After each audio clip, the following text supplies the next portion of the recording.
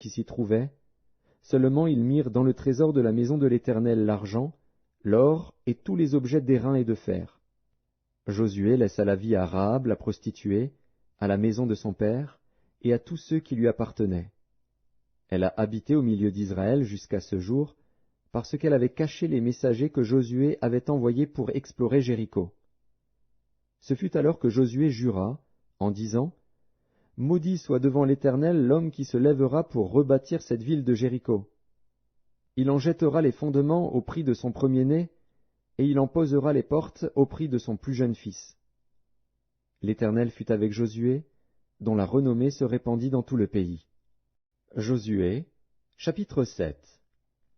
Les enfants d'Israël commirent une infidélité au sujet des choses dévouées par interdit. Akan, fils de Carmi, fils de Zabdi, fils de Zérar, de la tribu de Juda, prit des choses dévouées. Et la colère de l'Éternel s'enflamma contre les enfants d'Israël. Josué envoya de Jéricho des hommes vers Haï, qui est près de Beth-Aven, à l'orient de Béthel.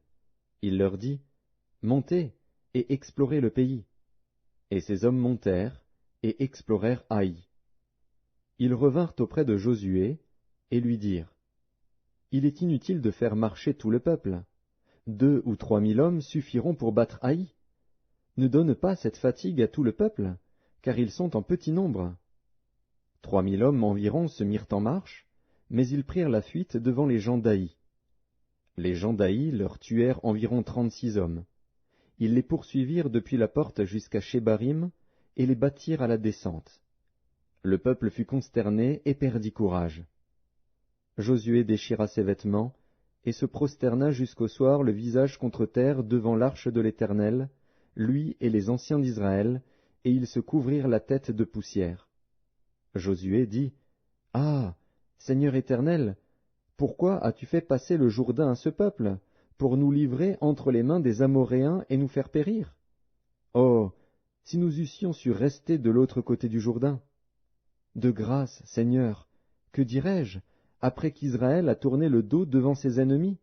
Les Cananéens et tous les habitants du pays l'apprendront, ils nous envelopperont, et ils feront disparaître notre nom de la terre. Et que feras-tu pour ton grand nom? » L'Éternel dit à Josué, « Lève-toi. Pourquoi restes-tu ainsi couché sur ton visage? Israël a péché. Ils ont transgressé mon alliance que je leur ai prescrite.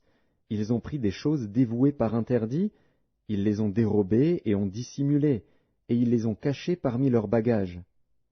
Aussi les enfants d'Israël ne peuvent-ils résister à leurs ennemis? Ils tourneront le dos devant leurs ennemis, car ils sont sous l'interdit. Je ne serai plus avec vous, si vous ne détruisez pas l'interdit du milieu de vous. Lève-toi, sanctifie le peuple. Tu diras, sanctifiez-vous pour demain,